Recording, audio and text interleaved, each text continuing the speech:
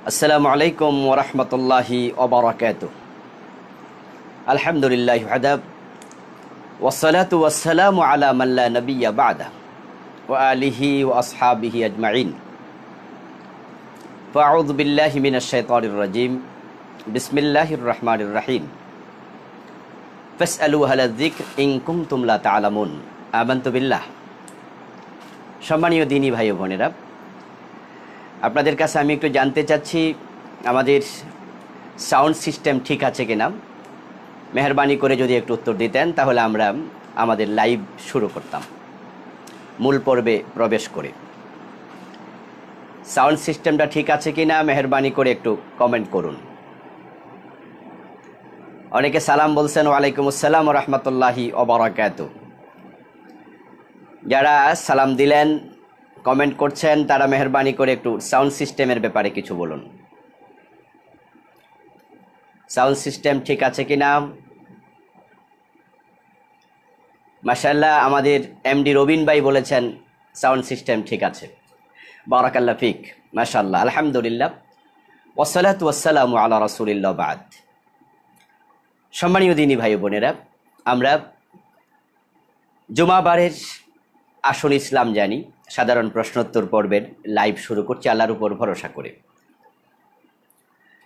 আমাদের মোস্তাফিজ ভাই জানতে চেয়েছেন, রাসূল সাল্লাল্লাহু আলাইহি ওয়াসাল্লামকে স্বপ্নে দেখা কি বাস্তবে দেখার মতো? রাসূল সাল্লাল্লাহু আলাইহি ওয়াসাল্লামকে স্বপ্নে দেখার কোনো ফজিলত আছে কি? রাসূল সাল্লাল্লাহু আলাইহি ওয়াসাল্লামকে স্বপ্নে দেখতে পারা নিশ্চয়ই এটা সৌভাগ্যের ব্যাপার।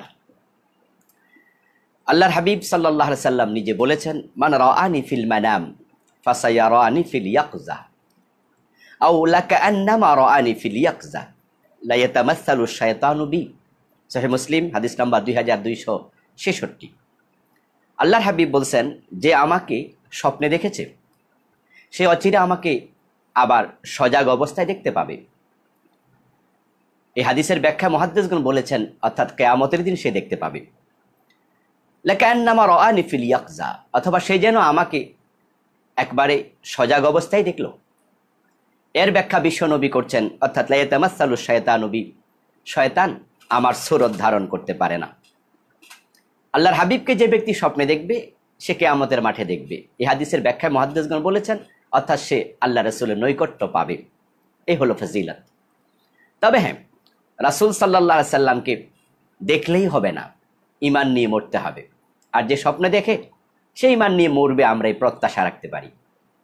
কিন্তু যদি রাসূলকে অনুসরণ করা না হয় তাহলে দেখার মাঝে সরাসরিও কোনো ফায়দা নেই। আবু জেহেলও বিশ্বনবীকে দেখেছে, আবু লাহাবও দেখেছে, কিন্তু আনুগত্য করেনি। তবে স্বপ্নে দেখাটা একটু বিরল কাজ এবং এটা সৌভাগ্যের কাজ। সে প্রকৃত অর্থে দেখতে পারে স্বপ্নে যে ব্যক্তি রাসূলকে অনুসরণ করে। আর রাসূলের সুরত যেহেতু শয়তান ধরতে পারে না, রাসূলকে যিনি দেখেছেন তিনি সত্যিই দেখেছেন।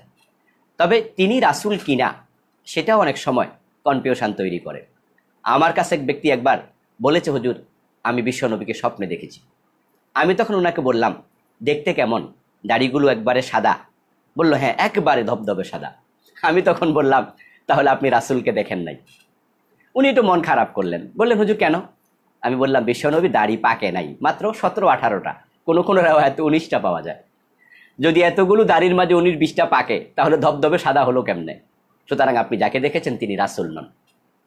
তো এই জন্য আল্লাহর হাবিবকে দেখলেন কিনা সেটাও কিন্তু বুঝতে হবে আসলে তিনি রাসূল কিনা। তবে এটা দেখতে পারা সৌভাগ্যের ব্যাপার। আল্লাহর বান্দা আমি এই আইডি থেকে একজন ভাই জানতে চেয়েছেন, স্বামী যদি স্ত্রীর সঙ্গ নেয় এবং অপবিত্র অবস্থায় রান্না করে, খাওয়া দাওয়াও করে, জায়েজ হবে? কোনো গুনাহ হবে কি?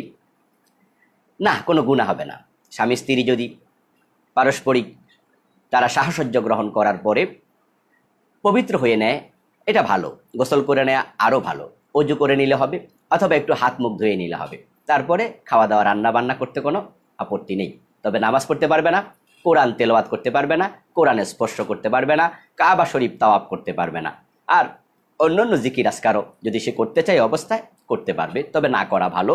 পবিত্র অবস্থায় জিকির করা উত্তম।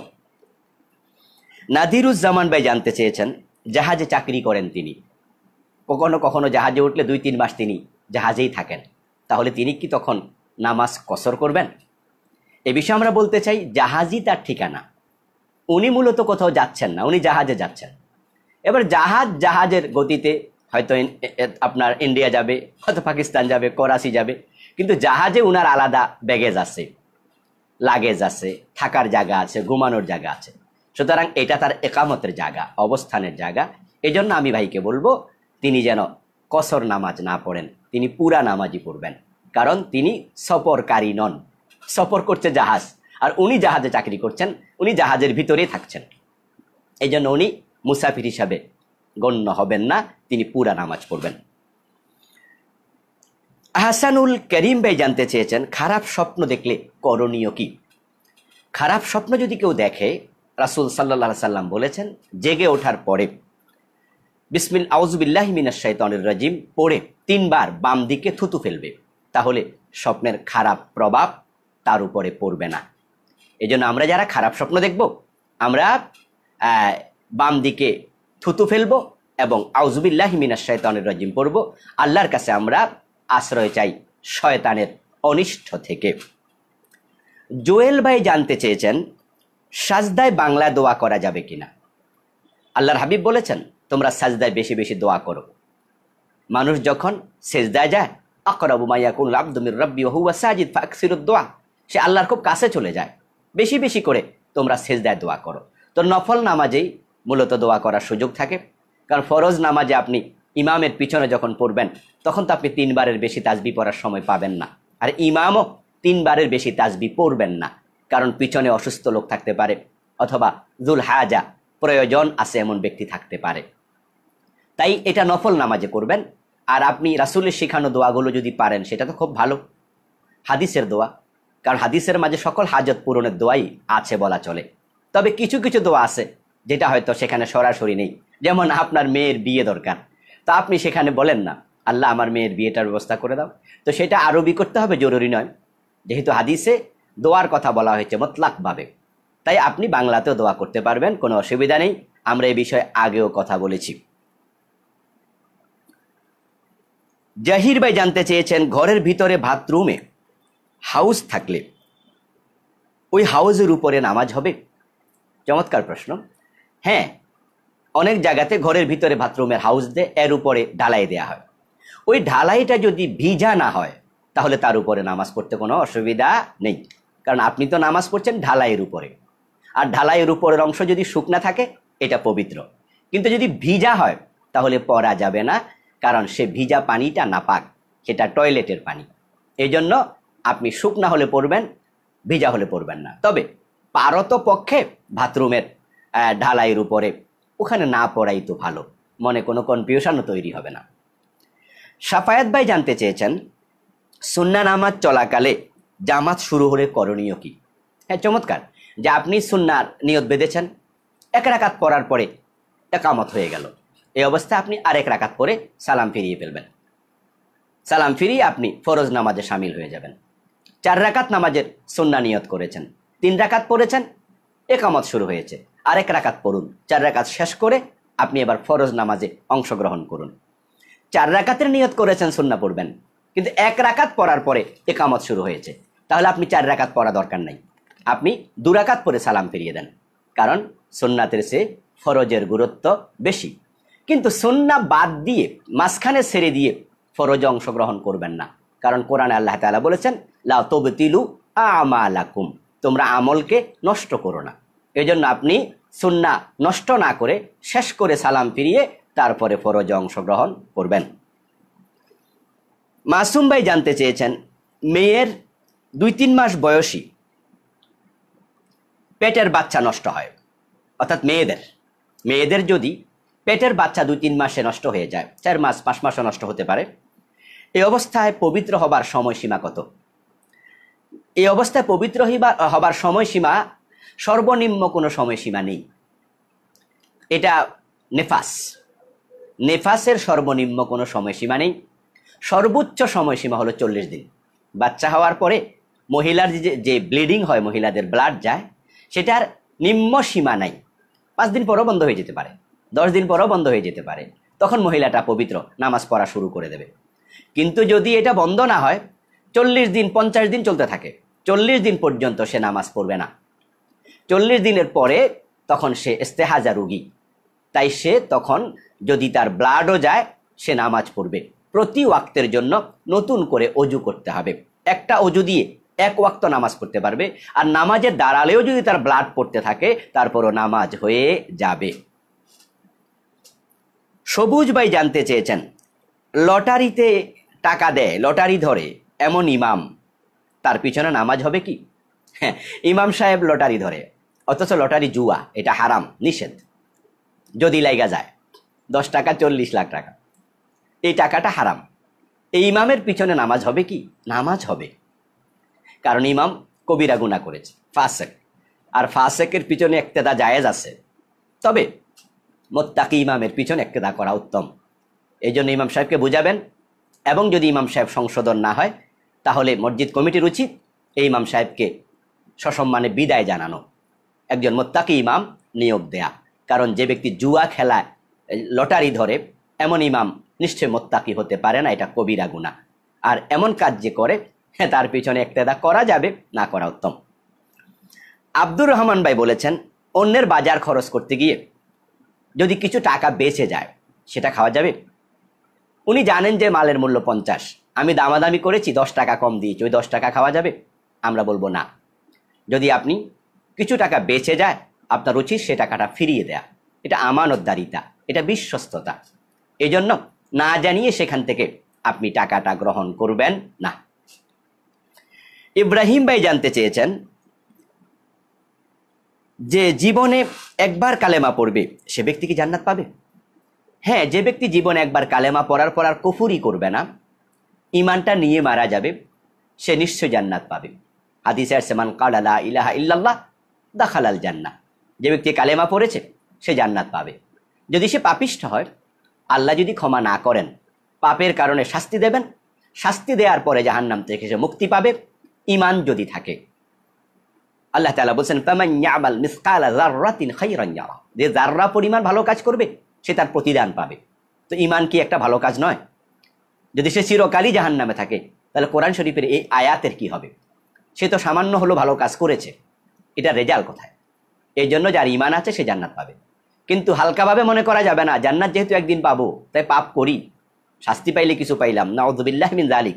কারণ জাহান্নামে 1 সেকেন্ড থাকার মতো সামর্থ্য কোনো মানুষের নেই। এই জন্য হালকামি করে গুনার কাজ করা যাবে না। রাকিব ভাই জানতে চেয়েছেন, কোরবানির নিয়াত করলে সেটা কি মানত হয়ে যাবে? নিয়াত এবং মানতে পার্থক্য আছে। নিয়াত হলো কোনো কাজ করার এরাদা করা, আর মান্নত হলো যেটাকে আমরা মান্নত আরবিতে বলা হয় নাজার, বাংলা দন্তান্ন ডাবলও দেয়, আবার একটিও দেয়, মানতও বলে মান্নত বলে, দুটি বিশুদ্ধ, অভিধারে দুটি আছে। তো এই মানত বা মান্নত যদি কোনো ব্যক্তি করে তাহলে তাকে এটা পূরণ করতেই হবে, আর এরাদা করলে পূরণ করতে হবে না। যদি সে মনে চায় করলো, না করলো না। মান্নত হলো আপনি শর্ত সাপেক্ষে কিছু বলবেন যে আল্লাহ, যদি আমি সুস্থ হই তাহলে আমি একটা ছাগল তোমার রাস্তায় সাদাকা করব। যদি আমার এই রোগটা সেরে যায় তাহলে আমি 10 রাকাত নফল নামাজ পড়ব। এটা হলো মান্নত। তো এটা যদি হয় তাহলে আপনাকে পূরণ হওয়ার পরে পালন করা ওয়াজিব। আর এরাদা এটা নিয়ত, জাস্ট আকাঙ্ক্ষা, মনের একটা বাসনা, ওই বাসনা প্রকাশ করলেন। আপনি চাইলে এটা করতেও পারেন, নাও করতে পারেন। আবুল কালাম ভাই জানতে চেয়েছেন, কোটিপতি ব্যক্তি কোরবানি না করলেও গুনাহ হবে না, একজন বক্তা বলেছেন, তা কি সঠিক? আসলে এটা পরিতাপের বক্তব্য, খুবই কষ্টকর বক্তব্য। যে বক্তব্যের ভাষা দেখে মনে হয় যে কোরবানি করার ব্যাপারে নিরুৎসাহিত করা হচ্ছে। না, এটা হাদিসের পরিভাষা নয়। কোরবানি করাকে সামর্থ্যবান ব্যক্তির জন্য ইমাম আবু হানিফা রাহেমাহুল্লাহ সহ একদল আলেম ওয়াজিব বলেছেন। আবার ইমাম শাফি রাহেমাহুল্লাহ সহ আরেক দল আলেম এটাকে সুন্নাতে মুআক্কাদা বলেছেন। কিন্তু এটা সুন্নাহ না এই কথা কেউ বলেননি। রাসূল সাল্লাল্লাহু আলাইহি সাল্লাম নিজে মদিনায় 10 বছর কোরবান দিয়েছেন, এবং তিনি বলেছেন, মান ওয়াজাদা সাআতান ওয়া লাম ইউদাহি ফালা ইয়াকরাবান্না মুসাল্লানা, যে ব্যক্তি সামর্থ্য আছে তারপরও সে কোরবান দেয়নি, সে যেন আমার ঈদগাহে না আসে। তো রাসূল সাল্লাল্লাহু আলাইহি সাল্লাম যেখানে ধমকি দিলেন, সেখানে আমি বলবো যে কোটি টাকা থাকলেও যাকাত কোরবান না দিলে কোনো অসুবিধা নেই, কেবল হালকা করা হলো না। আমাদের বক্তব্যে মানুষ যেন দিনের দিকে ধাবিত হয়, বক্তব্যটা সেভাবে দেওয়া উচিত। তবে হ্যাঁ, কোনো ব্যক্তি যদি উনাকে প্রশ্ন করতেন কোরবান না দিলে কি গুনাহ হবে, তাহলে বলা দরকার ছিল কেন দেবেন না ভাই, সামর্থ্য থাকলে দিন, আপনার টাকা আছে, আপনি দেওয়া উচিত, কেন দেবেন না, ভালো কাজ। সুন্নাতে মুআক্কাদাও যদি হয়, সুন্নাত বটে, পালন করুন, এরপরে বলা দরকার। তবে হ্যাঁ, যদি কোনো কারণে আপনি না পারেন, তাহলে হাদিসে এটাও আছে যে আপনার গুনাহ হবে না। সুন্নাতে মুআক্কাদা তো ইমাম শাফির বক্তব্য, গুনাহ হবে না। কিন্তু বলার স্টাইল যদি এমন হয় যে কোটিপতি হলো না দিলে অসুবিধা নেই, তাহলে মানুষকে কোরবানির প্রতি কি আকৃষ্ট করা হলো না নিরুৎসাহিত করা হলো? এই জন্য দায়ীদের কথা বলতে হবে সাবধানে। আমরা আজকে মাযহাবের বিরোধিতা করতে গিয়ে অনেকে সীমালঙ্ঘন করছি, আবার মাযহাবের পক্ষ নিয়েও অনেকে সীমালঙ্ঘন করছি। সীমালঙ্ঘন কারো থেকে কাম্য নয়। যখন একই মাসালায় একাধিক মতামত থাকে, তখন কিন্তু বক্তব্য দিতে গেলে, বিপরীতমুখী বক্তব্য দিতে গেলে, তখন আমার বিপরীতে যারা আছে তাদেরকে সম্মান দেওয়া উচিত। আপনি বললেন কোনো গুনাহ হবে না, কিন্তু ইমাম আবু হানিফা তো বলেছেন ওয়াজিব। এর মানে সামর্থ্যবান ব্যক্তি কোরবানি ছেড়ে দিলে সে গুনাহগার হবে। কিন্তু আমি যখন বক্তব্য দিই, ইমাম আবু হানিফার বক্তব্যকে হেও করে দিলাম যে কোনোই গুনাহ হবে না, কোটিপতি হইলে অসুবিধা নেই। এই কথাগুলো কি বোঝায়? যে আপনি আসলাফদেরকে সম্মান দিতে শিখেননি। এই জন্য আমরা সকল দায়ীদেরকে বলবো, আমি সহ আমরা সকলে যেন পরমত সহিষ্ণু হই। ইখতিলাফি মাসআলায় যেন আমরা একটু নমনীয় হয়ে কথা বলি। আমরা কথা বলতে গিয়ে আমার মতকেই প্রাধান্য দেব এটা নয়, একবারে যে আমারটাই ঠিক, বরং আমি বলবো আমারটা ঠিক, উনারটাও ঠিক হতে পারে। তাহলে কি হবে? সমাজে শান্তি আসবে, শৃঙ্খলা আসবে। আর না হয় আমি যদি আমারটাকে প্রতিষ্ঠিত করে আপনারটাকে বাতিল করতে চাই, তো আপনিও তো আমারটাকে বাতিল করতে চাইবেন। এতে করে আলেমদের প্রতি মানুষ ভীত শ্রদ্ধা হবে, শ্রদ্ধাবোধ হারিয়ে ফেলবে। এজন্য যে মহতারাম এই কথা বলেছেন, আমি মনে করি তিনি সঠিক বক্তব্য দেননি। একেবারেই গুনাহ হবে না এরকম বললে হালকামি হয়ে যায়। তবে হ্যাঁ, কোনো কোনো আলেম বলেছেন সুন্নাতে মুআক্কাদা কেউ যদি তরক করে গুনাহ হবে না, এটা আলেমদের বক্তব্যের মাঝে আছে। কিন্তু আমরা বলবো সুন্নাতে মুআক্কাদা আমরা কেন তরক করব? পারতপক্ষে আমরা তরক করব না, আমরা প্রত্যেকটা সুন্নাহকে গুরুত্বের সাথে আমল করতে চাই। এমডি রাতুল ভাই বলেছেন, টয়লেটে যদি আজান শোনা যায় এই অবস্থায় কি জবাব দেওয়া যাবে? মাশাআল্লাহ, চমৎকার প্রশ্ন। টয়লেটে থাকা অবস্থায় আজানের জবাব দেবেন না। টয়লেটের ভিতরে জিকির আজকার করা জায়েজ নেই, কোরআন তেলাওয়াত জায়েজ নেই, এই জন্য তখন আপনি আজানের জবাব দিবেন না। উনার আরেকটি প্রশ্ন, অজু অবস্থায় যদি আজানের জবাব দেই সেটা জায়েজ আছে। অজু অবস্থায় কথা বলা যাবে না, এটা সহিহ হাদিস দিয়ে প্রমাণিত নয়। তো অজু অবস্থায় যদি আপনি আজানের জবাব দিতে চান দিতে পারেন, কোনো অসুবিধা নেই। আরিফ ভাই বলেছেন, শুধু মহিলাদের ইমামতি একজন পুরুষ করতে পারবে যেখানে গায়রে মুহরিম দুই ধরনের নারী আছে, মুহাররামা নারী, গায়রে মুহাররামা নারী একসাথে আছে, ওই অবস্থায় আপনি ইমাম হতে পারবেন? হ্যাঁ পারবেন, কোনো অসুবিধা নেই। ইমাম সাহেব সামনে দাঁড়াবে, মহিলাগণ পিছনে দাঁড়াবে। তবে যদি মাঝখানে এক কাতার পুরুষ দাঁড় করানো যায় এটা হবে সর্বোত্তম। যদি কোনোই পুরুষ না থাকে, একজনই পুরুষ বাকি সবাই মহিলা, তাও তার ইমামতি জায়েজ আছে, তবে ফাঁকা রাখা লাগবে, একটু ব্যবধান রাখতে হবে। উনি আরেকটি প্রশ্ন করেছেন, কসর নামাজ যদি ভুলে 4 রাকাত পড়ে ফেলি তাহলে কি হবে, আবার দোহরাতে হবে? কসর নামাজ ভুলে আপনি পরিপূর্ণ করে ফেলেছেন, দৌড়ানোর কোনো প্রয়োজন নেই, অসুবিধা নেই। ভুল করেছেন, নামাজ হয়ে গেছে, কম তো আর পড়েন নাই, 2 রাকাতের জায়গায় আপনি 4 রাকাত পড়ে ফেলেছেন, এই তো। কারণ জোহরের নামাজ তো 4 রাকাতই ফরজ, তো কসর অবস্থায় 2 রাকাত পড়তেন, আপনি ভুল করেছেন, হয়ে গেছে নামাজ। তবে হ্যাঁ, ওলামায়ে হানাফ বলে কসরের নামাজ কসরই পড়তে হবে। এই জন্য যদি কেউ আবার দোহরাইয়া 2 রাকাত পড়তে চায়, হানাফি মাসলাকের ওলামাদের ফতুয়ার আলোকে সে 2 রাকাত পড়তে পারবে, কিন্তু না পড়লে কোনো অসুবিধা নেই। কাজা রোজার কাফফারা দেয়া যাবে? হ্যাঁ, যদি আপনি অসমর্থ হন, রোজা রাখতে পারেননি, রমজান মাসে অসুস্থ ছিলেন, ভেবেছিলেন কাজা করবেন, কিন্তু এখন অসুস্থতাটা বেড়ে গেছে, আপনি আর সুস্থ হওয়ার সম্ভাবনা নেই, তাহলে আপনি নিশ্চয়ই কাফফারা দিতে পারবেন। অথবা এমন ব্যক্তি যিনি রমজান মাসে রোজা রাখতে পারেনি, অসুস্থ ছিল অথবা সফরে ছিল, ভেবেছিলেন কাজা করবেন, কিন্তু কাজা করার আগে তিনি মারা গেলেন, রাখতে পারতেন কিন্তু মরে গেছেন, তাহলে তার পক্ষ থেকে তার কাফারা অর্থাৎ কাজা, যে আপনার কাফারা না দিয়াত, ফিদিয়া, ফিদিয়া দেবেন। আর যদি কাফারা ওয়াজিব হয় তাহলে কাফারা আদায় করবেন। প্রতি রোজার পরিবর্তে একজন মিসকিনকে দুবেলার খাবার দেয়া অথবা খাবারের টাকা দিয়ে দেয়া, মূল্য দিয়ে দেয়া, এটা ফিদিয়া। ইয়াসিন আরাফাত ভাই, উনি আমাদের জনপ্রিয় শিল্পী, সুরকার, গীতিকার। মশিউর রহমান ভাই অসুস্থতার জন্য দোয়া চেয়েছেন। তো আমি আমার সাথে লাইভে যারা আছেন সকলকে বলবো, আমরা আমাদের প্রিয় শিল্পী মশিউর রহমান ভাই করোনায় আক্রান্ত, আমরা সকলে দোয়া করি আল্লাহ ওনাকে সুস্থ করুন, আল্লাহুম্মা আমিন। প্রিয় ভাইয়ের, আপনারা যারা আমার সাথে জয়েন করেছেন, আমি আপনাদেরকে অনুরোধ করতে চাই একটু শেয়ার করে দিন।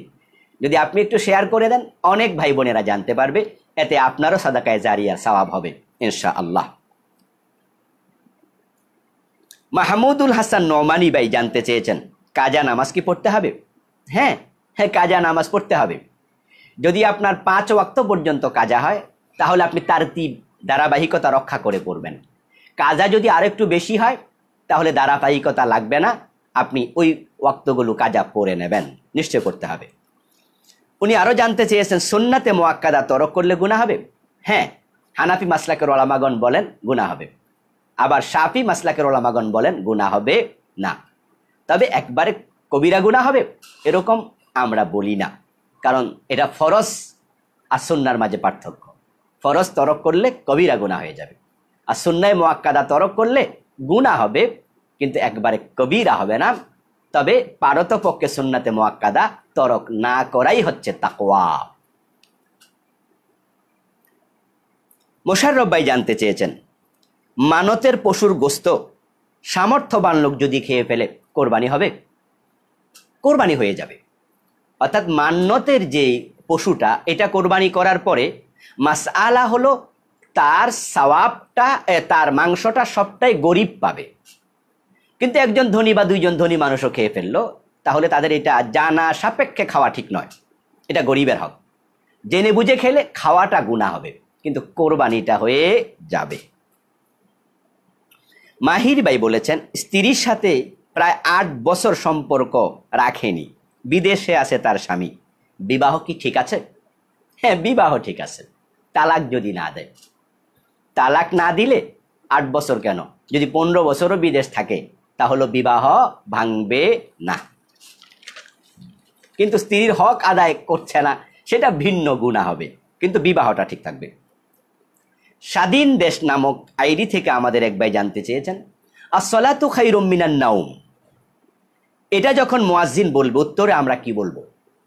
আসসালাতু খায়রুম মিনান নাওম যখন মুয়াজ্জিন বলবেন, উত্তর কি হবে? তানি উলামায়ে কেরামের 2টি বক্তব্য পাওয়া যায়। একদল আলেম বলেছেন আসসালাতু খায়রুম মিনান নাওমের জবাবেও আসসালাতু খায়রুম মিনান নাওমি বলবে। আল্লাহর হাবিব সাল্লাল্লাহু আলাইহি সাল্লাম বলেছেন, ইজা সামি'তুমুল মুয়াজ্জিনা ফাকুলু মিসলা মা ইয়াকুল, মুয়াজ্জিন যখন আজান দিতে শুনবে তখন সে যা বলে তোমরাও তাই বলো। এই হাদিসের আলোকে উনি বলেছেন, একদল আলেম বলেছেন যে আসসালাতু খায়রুম মিনান নাওম, মুয়াজ্জিন বলবে আমরাও তাই বলবো। আল্লামা ইমাম নববী রাহিমাহুল্লাহ উনি বক্তব্য দিয়েছেন, উনি বলেছেন যে আসসালাতু খায়রুম মিনান নাওম 1900 আরেক দল আলেম বলছেন, যখন এই শব্দ শুনবে তখন শ্রোতা বলবে সাদাক্তা ও বারিরতা। তবে এই বক্তব্যটি একটু দুর্বল পর্যায়ের, তাই আসসালাতু খায়রুম মিনান নাওম এটার জবাবে আমরাও বলবো আসসালাতু খায়রুম মিনান নাওম। হাফেজ তাহের ভাই জানতে চেয়েছেন, কাজা নামাজ পড়ার নিয়ম কি? আমরা একটু আগে বলেছি, কাজা নামাজ পড়ার নিয়ম হলো, যদি 1, 2, 3, 4, 5 ওয়াক্ত পর্যন্ত কাজা হয় তাহলে তারতিব লাগবে। আপনি ধরেন আজকে ফজরের নামাজ পড়তে পারেননি, জোহর পড়তে পারেননি, আসর পড়তে পারেননি, যে কোনো কারণে, মারাত্মক কোনো ওজর যেটা ইসলাম সাপোর্ট করে, আপনি ঘুমিয়েছিলেন, ঘুমের ওষুধ খেয়েছেন, 3 ওয়াক্ত কাজা হয়ে গেছে, 4 ওয়াক্ত কাজা হয়ে গেছে, হতে পারে এটা। এই অবস্থা আপনি জাগ্রত হওয়ার পরে ধারাবাহিকভাবে পড়তে হবে, আগে ফজর, তারপরে জোহর, তারপরে আসর, তারপরে মাগরিব, তারপরে এবার এশার টাইম হলে এশাটা পড়ে নেবেন। কিন্তু 5 ওয়াক্তের বেশি যদি হয়ে যায় তাহলে ধারাবাহিকতা লাগবে না। যে আপনি ঘুমের ওষুধ খেয়েছেন 2 দিন, ডাক্তার এমন ওষুধ দিয়েছে যে 2 দিন আপনি জেগে ওঠেন নাই, ঘুমন্তই ছিলেন, তা 10 ওয়াক্ত কাজা হয়ে গেছে। তো এখন আর ধারাবাহিকতা দরকার নাই। এখন আপনি সুযোগ মতো আপনি আদায় করে নিলেন, মনে হয়েছে এখন মাগরিব 3 রাকাত পড়ে নেই, তাহলে আপনি মাগরিবের সময় মাগরিব 3 রাকাত পড়ে নিলেন। মাগরিব পড়ার পরে এবার মনে হলো যে আমি তাহলে এখন জোহরটা পড়ে নেই, তাহলে আপনি তখন জোহর করতে পারবেন। ধারাবাহিকতার প্রয়োজন আর নাই। খালেদ ভাই জানতে চেয়েছেন সালাতুত তাসবিহ কি জীবনে একবার পড়তেই হবে? সম্মানীয় ভাইয়া, সালাতুত তাসবিহ আমরা কয়েকটি হাদিসের কিতাবে দেখতে পাই। তিরমিজিতে এসেছে, আবু দাউদে এসেছে, মুসনাদ আহমদে এসেছে, এভাবে হাদিসের কিতাবে এসেছে। তবে হাদিসের রাবি একজন, তিনি হযরত আব্বাস রাদিয়াল্লাহু তাআলা আনহু। উনার থেকে বর্ণিত যে হাদিসটা, ওই হাদিসের সারমর্ম হলো এটা খুবই গুরুত্বপূর্ণ নামাজ। যদি কেউ পড়ে তাহলে তার জীবনের আগের পরের জানা না জানা গোপনে প্রকাশ্য যা গুনাহ করেছে সব মাফ করে দেওয়া হবে। আল্লাহর হাবিব বলতেছেন জীবনে তুমি পারলে প্রতিদিন, না পারলে প্রতি সপ্তাহে, না পারলে প্রতি মাসে, না পারলে প্রতি বছরে, না পারলে জীবনে একবার। এই হলো হাদিসের মর্ম। কিন্তু বিশ্বনবী মুহাম্মদুর রাসূলুল্লাহ সাল্লাল্লাহু আলাইহি সাল্লাম এই নামাজ জীবনে একবারও পড়েছেন এমন একটি হাদিসও নেই।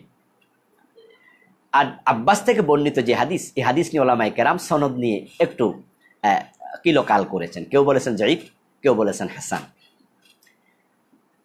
কিন্তু আল্লাহর হাবিব জীবনে পড়েছেন একটি হাদিসও নেই। অথচ ইবাদতের প্রতি বিশ্বনবী ছিলেন সবচেয়ে বেশি আগ্রহী। নামাজটা অনেক লম্বা, তাসবিহ পড়া লাগে 300 বার, অনেক তাসবিহ লাগে প্রতি রাকাতে 75 বার। কমও হইতে পারবে না, কম হলেও 300 হবে না, বেশি হইলেও তো 300 থাকলো না।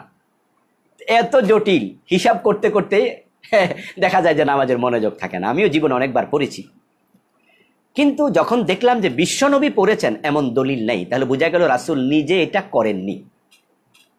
আবার এত ইম্পর্টেন্ট একটি নামাজ যেটা শব্দ দিয়ে বোঝা যাচ্ছে, কিন্তু হযরত আব্বাস ছাড়া কোনো সাহাবী এটা জানেও নি।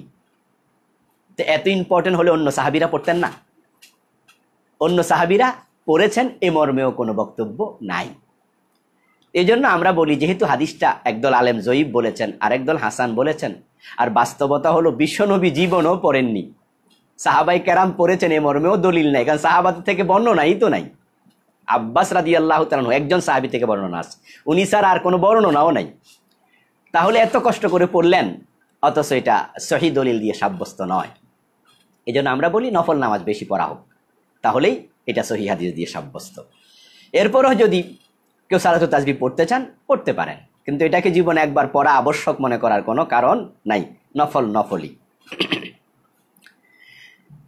তুষার ভাই জানতে চেয়েছেন, নামাজ পড়েন, রোজা রাখেন, হজ করেন, সবই ভালো, নামাজ রোজা করেন, কিন্তু মোবাইলে নাচ গান দেখা বন্ধ করতে পারছেন না, কি করবেন? এই রোগের রোগী অনেকেই মোবাইল অপব্যবহার করছে, মোবাইলের কারণে গুনাহগার হয়ে যাচ্ছে। আল্লাহ তাআলা আমাদের হেফাজত করুন। এই মোবাইলকে সাবধানে ব্যবহার করতে হবে। এই জন্য আল্লাহ ভীতি অন্তরে তৈরি করা দরকার, এবং আল্লাহ চোখের হিসাব নেবেন, আল্লাহ তাআলা মুখের হিসাব নেবেন, আল্লাহ তাআলা অঙ্গ প্রত্যঙ্গের হিসাব নেবেন। এই বিষয়গুলো যত বেশি ইয়াদ করা যাবে, স্মরণ রাখা যাবে, গুনাহ থেকে মুক্ত থাকা তত সহজ হবে। আল্লাহ আমাদেরকে মুক্ত থাকার, গুনাহ থেকে তৌফিক দান করুন। কাউসার ভাই জানতে চেয়েছেন, কারো দোষ এমন লোকের কাছে বলেছি যে তাকে চিনে না, গীবত হবে? আপনি নাম ধরে বলবেন না, কারণ কারো নাম ধরে যখন দোষ বলা হয় তাহলে গীবত হয়ে যায়। এই জন্য পার্সোনাল বিষয়গুলো নাম ধরে বলা যাবে না। আপনি যদি মনে করেন যে আমি শুধু ঘটনাটা জানাবো, তার দোষটা বলবো কিন্তু নাম বলবো না, তাহলে আপনি গীবতের গুনাহগার হবেন না। কারণ আপনি কার কথা বললেন সে তো জানেন, শুনে ব্যথা পাবে এমন ঘটনা ঘটবে না, তাই গীবত হবে না। কিন্তু নাম ধরলে গীবত হয়ে যাবে। 1 লক্ষ টাকা কাউকে হাওলাত দিয়েছি, 1 বছর পরে সে 1 লাখ টাকার সাথে 30 মণ ধান দিয়েছে, এইভাবে টাকা কি হাওলাত দেয়া যাবে?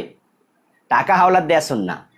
1 লক্ষ টাকায় ফিরিয়ে নিতে হবে। 30 মণ ধান কেন? 30 কেজিও নেওয়া যাবে না, 1 কেজিও নেওয়া যাবে না, এটা সুদ হয়ে যাবে, অতিরিক্ত নেওয়া যাবে না। তবে এক্ষেত্রে আপনি যদি চান যে আপনি এতগুলো টাকা দিলেন, আপনি একটু ব্যবসা করতে চান, তাহলে আপনি পুরাটাকে ধান বানিয়ে নেন। আপনি 1 লাখ টাকা দেবেন আর বলে দেন যে আমাকে তুমি 100 মণ ধান দিতে হবে, কথার কথা।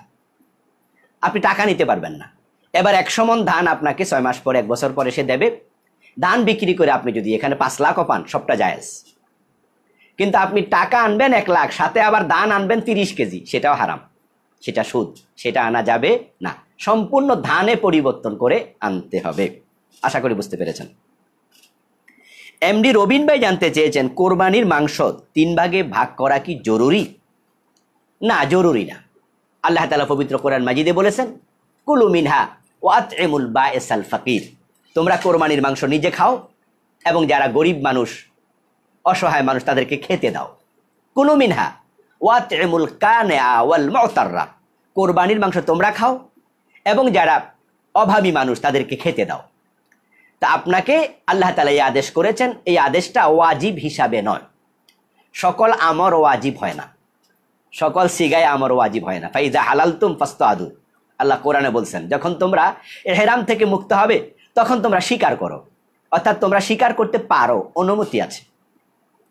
তাহলে এটা আদেশ, আমরের সিগা, ফাসতাদু। এই কথার অর্থ এই না যে আমরা ইহরামের কাপড় খুলে তীর ধনুক লইয়া জঙ্গলে চলে যাব, সেখানে গিয়া হরিণ শিকার করব, এ ওয়াজিব না, অনুমতি। আমরের অনেকগুলো অর্থ আছে। তো ঠিক এখানেও তোমরা খাও, গরিবদেরকে খাওয়াও। কোরবানির মাংস নিজে খাওয়া ফরজ না, গরিবদেরকে দেওয়া ফরজ না। তা আপনি চাইলে খাবেন, চাইলে গরিবদেরকে দেবেন। তবে হ্যাঁ, কোরবান হলো ত্যাগের ঈদ, উদহিয়া ঈদুল আজহা, ত্যাগের ঈদ। তো সবটা নিজে খাইলে ত্যাগের ঈদ থাকে না, ভোগের ঈদ হয়ে যায়। এই জন্য আমরা খাবো, গরিবদেরকেও দেব। তবে 3 ভাগে ভাগ করতে হবে, এটা জরুরি নয়। এটাকে জরুরি মনে করা ঠিকও নয়। কিছু কিছু এলাকায় এটা চলে। তবে যদি সেটা সবাই মেনে নেয়, খোলা মনে দিতে চায়, 1 ভাগ নিজে খেলো, আরেক ভাগ আত্মীয় স্বজনের বাড়িতে হাদিয়া পাঠালো, আরেক ভাগ গরিবদেরকে দিল, এটা দিতে পারে। কিন্তু এটাকে বাধ্যতামূলক মনে করার কোনো সুযোগ নেই।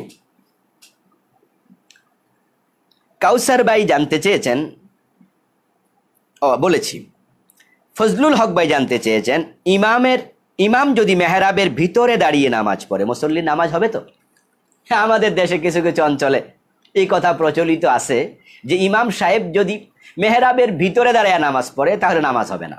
এই কথার পক্ষে কোনো দলিল নেই, কারণ মসজিদ সবটাই পবিত্র। তাই যেখানে দাঁড়িয়ে নামাজ পড়তে চায় সেখানে দাঁড়িয়ে নামাজ পড়তে পারবে। তবে হ্যাঁ, আমাদের মসজিদগুলোতে আমরা সামনে যে একটু ফুলা জায়গা দেখি, এটাকে মেহরাব বলে। ওটা মূলত ইসলামের প্রথম যুগে যেখানে নামাজ পড়তো, মসজিদ বানাতো অথবা নামাজ পড়তো, সামনে একটু জায়গা রাখতো অস্ত্র রাখার জন্য।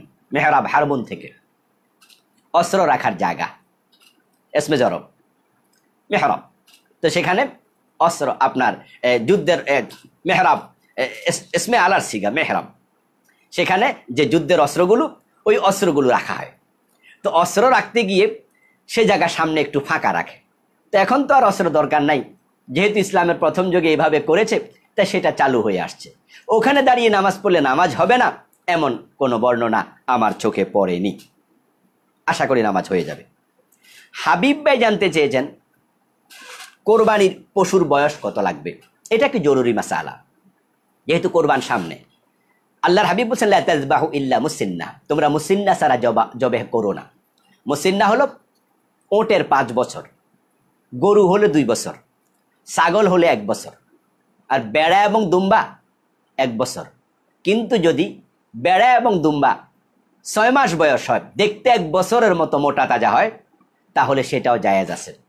কিন্তু ছাগল 1 বছরের নিচে জবাহ করা জায়েজ হবে না। তাই আমরা যারা কোরবানির পশু কিনবো, আমরা খুব খেয়াল রাখবো যে আমাদের পশুগুলোর বয়স ঠিকঠাক হয়েছে কিনা।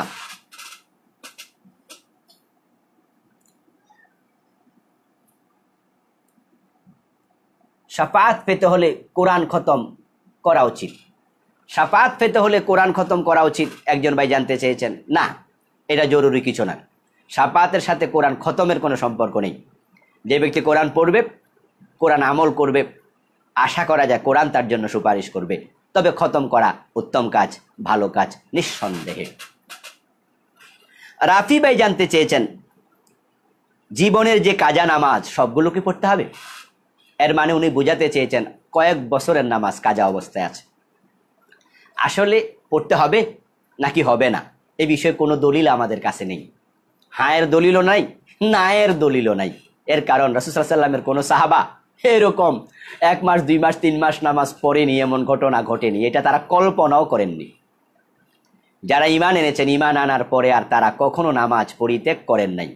তবে যুদ্ধের মাঠে রাসূল সাল্লাল্লাহু আলাইহি ওয়াসাল্লাম 3 ওয়াক্ত নামাজ কাজা করেছেন একসাথে, এটা হাদিসে পাওয়া যায়।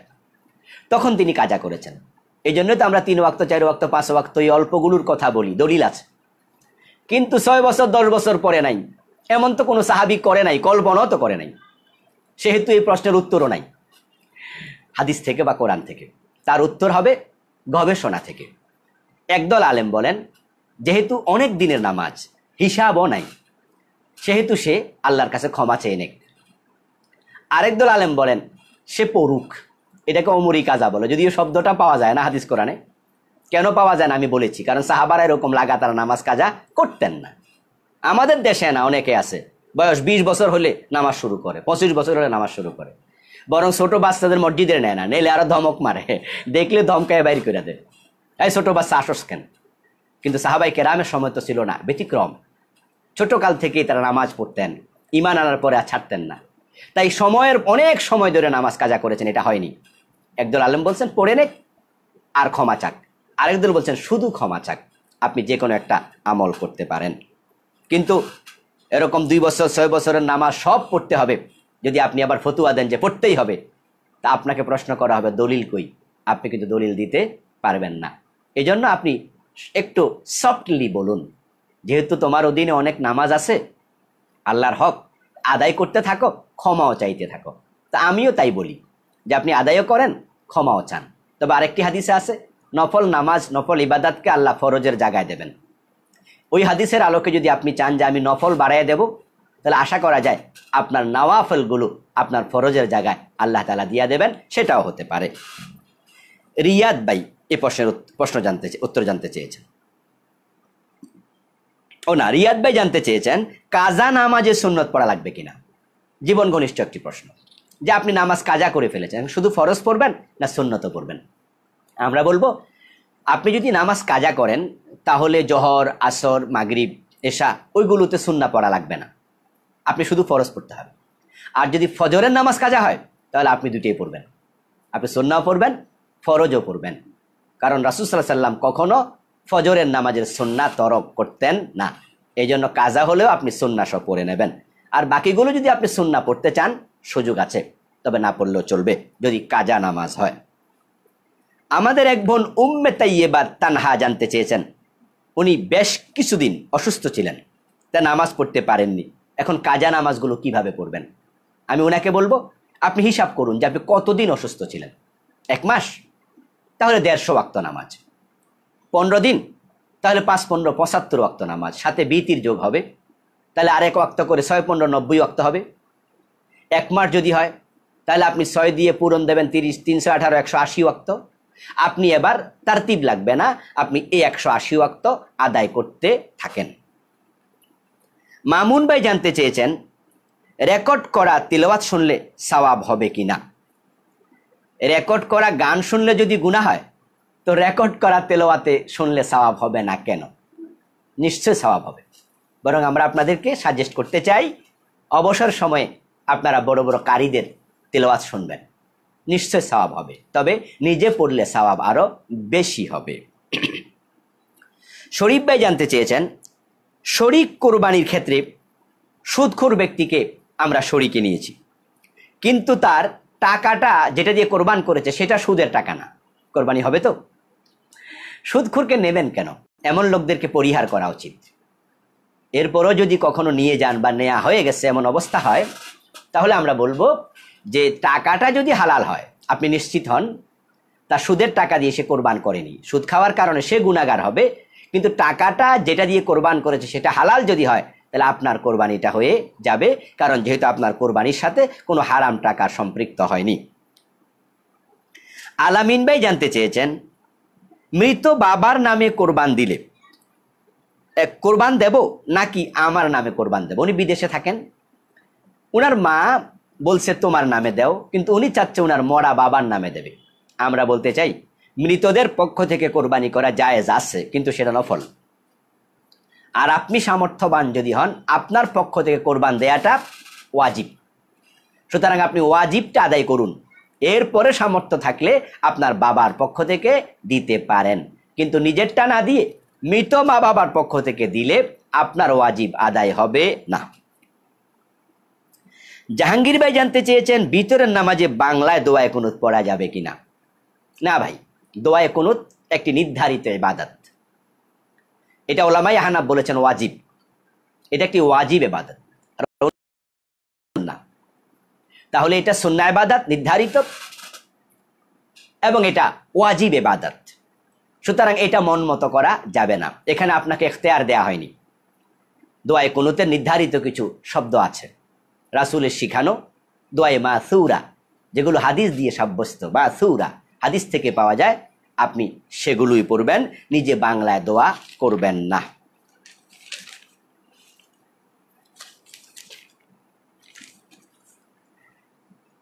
কামরুল হাসান ভাই জানতে চেয়েছেন রাত 12টার পরে তাহাজ্জুদ নামাজ পড়া যাবে কিনা। রাত 12টার পরে তাহাজ্জুদ পড়া যাবে, অর্ধরাত্রির পর থেকে তাহাজ্জুদ পড়তে পারেন, তবে উত্তম হলো আরেকটু পর থেকে তাহাজ্জুদ পড়া। কিন্তু আপনি যদি চান রাতের 12টার পর থেকে তাহাজ্জুদ পড়ার সুযোগ আছে। গভীর রাতের নামাজ তাহাজ্জুদ। আমিনুল ভাই জানতে চেয়েছেন ফরজ সালাতের পর তাহিয়াতুল ওযু বা দুখুলুল মসজিদের নামাজ পড়া যাবে। না, এটা না, বরং আপনি ফরজ সালাতের পরে দুখুলুল মসজিদ পড়বেন না, দরকার নেই। আপনি মসজিদে ঢুকেছেন, সময় আছে, 2 রাকাত পড়ে নেবেন, এটাই দুখুলুল মসজিদ। কিন্তু আপনি ঢুকে দেখলেন যে ইকামত শুরু হয়ে গেছে অথবা ফরজ নামাজ চলছে, আপনি ফরজ নামাজে শামিল হয়ে যান, পরবর্তীতে আর 2 রাকাত দুখুলুল মসজিদ তাহিয়াতুল ওযুর পড়ার কোনো প্রয়োজন নেই। তারেক ভাই জানতে চেয়েছেন আজানের 7-8 মিনিট পূর্বে মুয়াজ্জিন ভুলে আজান দিয়ে ফেলেছে, এতে করে একজন নফল রোজাদার ইফতার করে ফেলেছে। কিছুক্ষণ পর মুয়াজ্জিন বলল যে আমার ভুল হয়েছে, এখন আজানের টাইম হয়নি, রোজাকে আবার রাখতে হবে। রোজাটা ভেঙে গেছে, এখন তিনি আর খাবেন না, না খেয়ে এইভাবে বাকি সময়টুকু পার করবেন, এই 5-7 মিনিট, তারপরে খাবেন।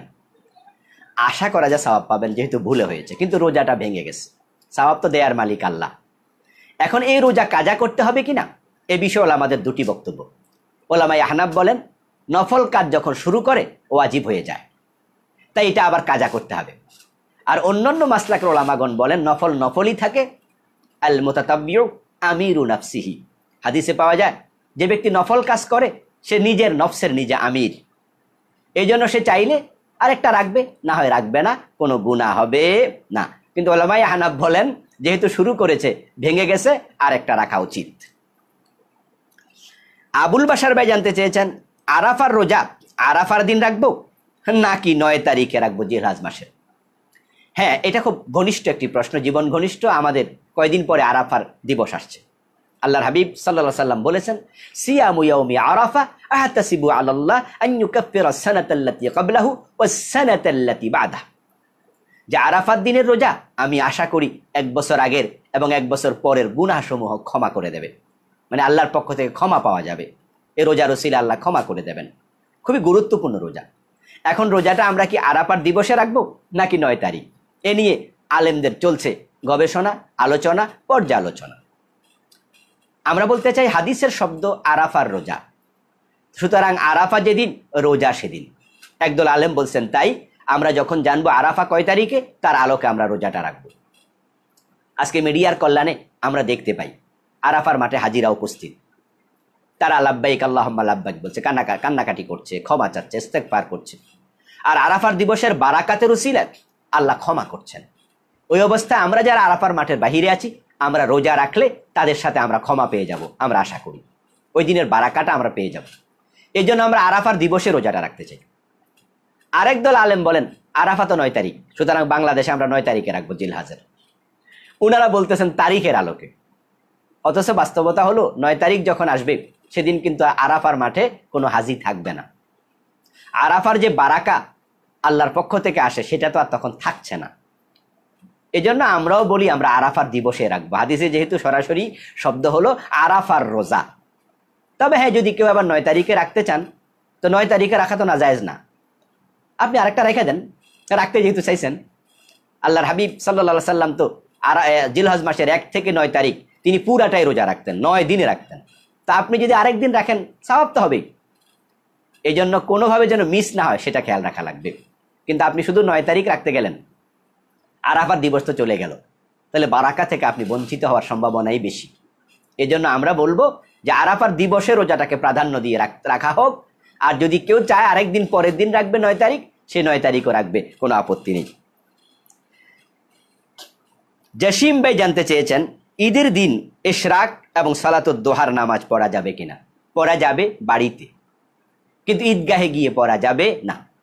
রাসূল সাল্লাল্লাহু আলাইহি সাল্লাম ঈদগাহে গিয়ে কখনো তিনি নফল নামাজ পড়েননি। সুতরাং সালাতুদ দোহা, ইশরাকের কোনো নামাজ ঈদগাহে যাওয়ার পরে পড়া যাবে না। শহীদ ভাই জানতে চেয়েছেন মহিলাদের মাসিক যদি 8-10 দিনের বেশি হয় তাহলে নামাজের কি হবে। হ্যাঁ, নামাজ পড়তে হবে। মহিলাদের মাসিকের সর্বনিম্ন মেয়াদ হলো 3 দিন আর সর্বোচ্চ মেয়াদ হলো 10 দিন। যদি 10 দিনের আগে সুস্থ হয়ে যায় নামাজ পড়বে, কিন্তু 10 দিনের পরেও যদি অসুস্থ থাকে তাহলেও নামাজ পড়বে, কারণ 10 দিন পর্যন্ত নামাজ মাপ। 10-এর পরে সে প্রতি ওয়াক্তের জন্য নতুন ওযু করবে এবং নামাজ পড়তে থাকবে। তাজবিদ ভাই জানতে চেয়েছেন গরু যতগুলো পশম আছে ততগুলো নেকি, হাদিসটা সহিহ কিনা। এই হাদিস নিয়ে ওলামায়ে কেরামের বক্তব্য একাধিক মত, কেউ সহিহ বলেছেন, কেউ জয়ীফ বলেছেন। সুতরাং সওয়াব পাওয়া যাবে বেশি, এটা আমলের বিষয় না, এটা হচ্ছে আপনার হাদিসে উৎসাহের বিষয়। সেহেতু বিকুল্লি শাওরাতিন হাসানা, প্রত্যেক পশমের বিনিময়ে সওয়াব। তা আমরা উৎসাহ ব্যঞ্জক হাদিস, যেহেতু এটা আমলের বিষয় হলে আমরা খুব সূক্ষ্ম বিশ্লেষণ করতাম যে জয়ীফ হাদিস আমল করা যাবে কিনা। যেহেতু এটা ওলামায়ে কেরাম কেউ মাউজু বলেননি, জয়ীফ বলেছেন, অসুবিধা নেই, উৎসাহের ক্ষেত্রে এটাও গ্রহণ করা যেতে পারে।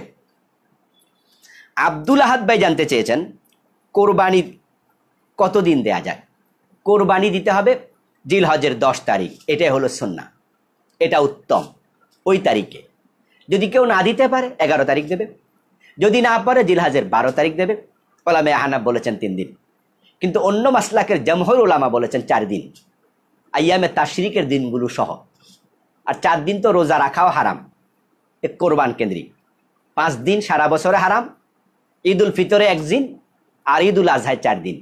যেহেতু 4 দিন রোজা রাখা হারাম, সেহেতু এই 4 দিন কোরবান করা সুন্নাহ, বৈধ। এজন্য না পারলে 11, না পারলে 12, না পারলে 13 তারিখও সূর্যাস্তের আগ পর্যন্ত কোরবান করা যেতে পারে।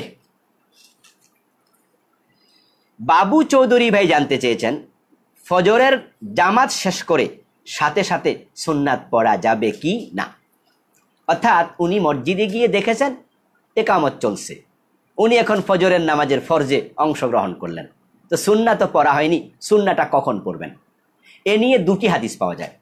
একটি হাদিস হলো সূর্য ওঠার পরে, আর একটি হাদিস হলো সালাম ফিরানোর সাথে সাথে। দুটাই হাদিস দিয়ে প্রমাণিত এবং দুটাই সহিহ। তাই আপনি চাইলে সালাম ফিরানোর পর পর পড়তে পারবেন। রাসূল সাল্লাল্লাহু আলাইহি ওয়াসাল্লাম একদিন নামাজ শেষ করার পরে দেখলেন এক সাহাবী রাসূলের সাথে নামাজ শেষ করে সে দাঁড়িয়ে আবার 2 রাকাত পড়েছে। তো নামাজের পরে আল্লাহর হাবিব সাল্লাল্লাহু আলাইহি ওয়াসাল্লাম তাকে ডাকলেন, ডেকে বললেন, কি খবর, ফজরের নামাজের ফরজ কি 4 রাকাত, তুমি আবার 2 রাকাত কিসের নামাজ পড়লা। ওই সাহাবী বলছে, ইয়া রাসূলুল্লাহ, আমি তো মসজিদে এসে সুন্নাহ পড়তে পারিনি, তাই আমি ফরজের পরে 2 রাকাত সুন্নাহ পড়ছি। আল্লাহর হাবিব চুপ থাকলেন। তাহলে বোঝা গেল তিনি তাকে ধমক নফরত করেন নাই, ধমক দেন নাই। অন্য হাদিসে পাওয়া যায় ফালা ইদান, রাসূল তখন বললেন, ও তাই নাকি। এর মানে তিনি বুঝতে পারলেন যে সুন্নাহ 2 রাকাত পড়েছে, যেটা ছুটে গেছে, তিনি অনুমোদন করলেন। এই হাদিসের আলোকে আপনি চাইলে সালাম ফিরাইয়াও পড়তে পারেন। মাসুদ ভাই জানতে চেয়েছেন টেবিল চেয়ারে বসে খাবার গ্রহণ করা জায়েজ আছে কিনা। আমার ভাইরা, টেবিল চেয়ারে বসে রাসূল সাল্লাল্লাহু আলাইহি সাল্লাম খাবার গ্রহণ করেননি। এই জন্য একদল আলেম বলেন যে মাটিতে বসে, ফ্লোরে বসে, বিছানায় বসে খাবার গ্রহণ করা সুন্নাহ। এখন টেবিল চেয়ারে খাইলে কি গুনাহ হবে? উত্তর হলো না, এটা খেলাফে সুন্নাহ হবে। কারণ আমরা যারা টেবিলে বসে খাই, আমরা কি সওয়াবের নিয়তে খাই? না, আমরা কেউ মনে করি না যে টেবিলে বসলে সওয়াব বেশি হবে। তো যেহেতু এটা ইবাদতের হিসাবে আমরা করি না, এটা ইবাদতের অংশ হিসাবে করা হয় না, তাই বেদাত হবে না, খেলাফে সুন্নাহ হবে, গুনাহ হবে না। তবে যদি আপনি একবারে আল্লাহর হাবিবের সুন্নাহটা ফলো করতে চান, তাহলে আপনি ফ্লোরে বসে, মেজে বসে, বিছানায় বসে খাবার গ্রহণ করুন, এটাই হলো সুন্নাহ। নুরুদ্দিন ভাই জানতে চেয়েছেন অ্যাকাউন্টে যে সুদ দেয়া হয় তা গরিবদেরকে দিয়ে দেয়া জায়েজ হবে কিনা।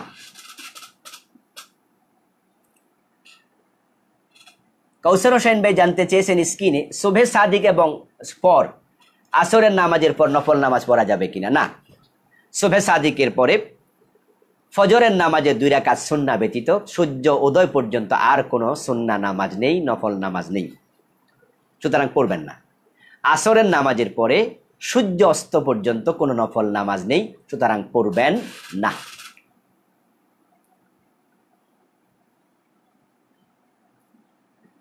একজন ভাই জানতে চেয়েছেন, বর্তমানে সৌদি আরবে আধুনিকায়নের নামে যা হচ্ছে তা ঠিক আছে কিনা। না, আধুনিকতা জায়েজ, আধুনিকতা তো ভালো, আমরা তো মডার্ন, আল্ট্রা মডার্ন, ইসলামও একটি মডার্ন ধর্ম, ব্যাকডেটেড নয়, সেকেলে নয়, আধুনিকতা ভালো, কিন্তু বেহায়াপনা ইসলাম অনুমোদন করে না। আধুনিকতার নামে মেয়েদেরকে ঘর থেকে বের করা, মেয়েদেরকে ড্রাইভিং লাইসেন্স দিয়ে যেখানে মনে চায় সেখানে যেতে দেয়া, মেয়েরা পাসপোর্ট করে মুহাররম পুরুষ ব্যতীত বিদেশ যেতে পারবে, এমন আইন সৌদি আরবে কয়েকদিন আগে করেছে।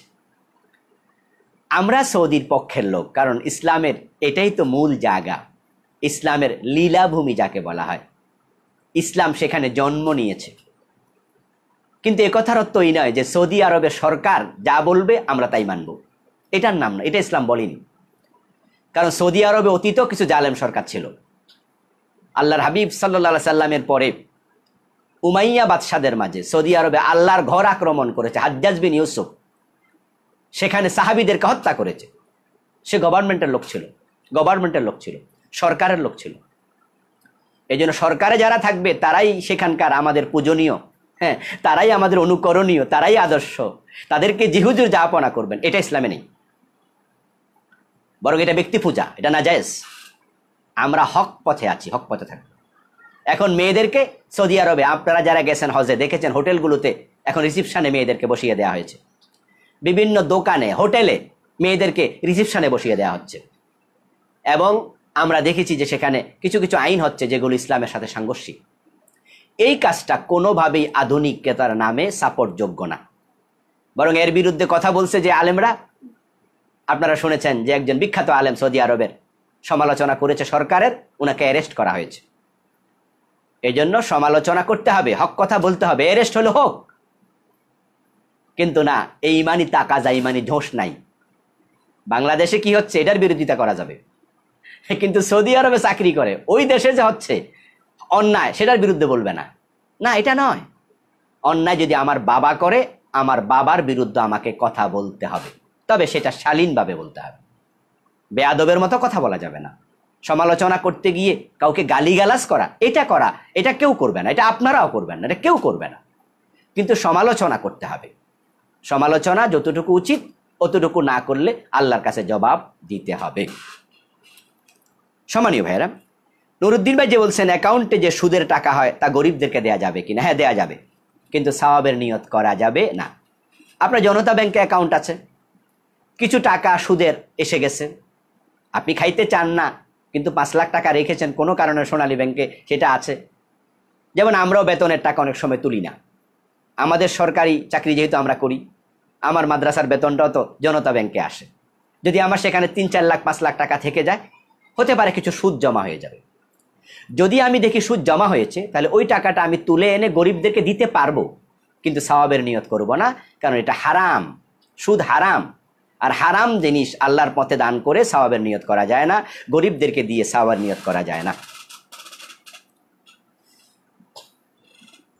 7 জন আর 7 পরিবার কি এক জিনিস? একজন ভাই জানতে চেয়েছেন কোরবানির ব্যাপারে, 7 জন আর 7 পরিবার এক জিনিস কিনা। এক জিনিস, একটা পরিবারের পক্ষ থেকে একজন কোরবান দেবে। আল্লাহর হাবিব বলছেন আলা কুল্লি আহলি বাইতিন ফি কুল্লি আমিন উদহিয়া, প্রত্যেক পরিবারের উপরে বছরে একটি কোরবানি ওয়াজিব, এটা দেবে তারা। আল্লাহর হাবিব নিজে বলতেন আল্লাহুম্মা তাকাব্বাল মিন মুহাম্মদ ওয়া আলি মুহাম্মদ, হে আল্লাহ আমার পক্ষ থেকে, আমার পরিবারের পক্ষ থেকে তুমি কবুল করো। এবং সাহাবাই কেরামের জামানায় পুরা পরিবারে একটি কোরবান হতো, এটাই ছিল বেশি। এখন পরিবার এবং ব্যক্তিকে আলাদা করার কোনো প্রয়োজন নেই, যৌথ পরিবারে একটি দিলেই হবে। তবে হ্যাঁ, যদি কেউ আলাদা আরো বেশি দিতে চায়, সওয়াব বেশি হবে, এটা সুন্নাহ হবে, নফল হবে, কোনো অসুবিধা নেই। কিন্তু পরিবার 7 জন অংশগ্রহণ করতে পারবে না, 7 ব্যক্তি পারবে, এগুলো নিজস্ব ব্যাখ্যা বটে। সোহেল ভাই জানতে চেয়েছেন, ভীতির বিতির পড়ব ভোর রাতে এ নিয়ত ছিল, কিন্তু ঘুমিয়ে গিয়েছি আর জেগে উঠতে পারিনি। এখন বিতির কখন করব? আপনি জেগে উঠে বিতির পড়ে নেবেন। আপনি জেগে উঠে যখন দেখবেন যে ফজরের আজান হয়ে গেছে, ফজরের আজান হয়েছে হোক, বিতিরের নামাজ ওয়াজিব, আপনি তখন এটা পড়ে নেন।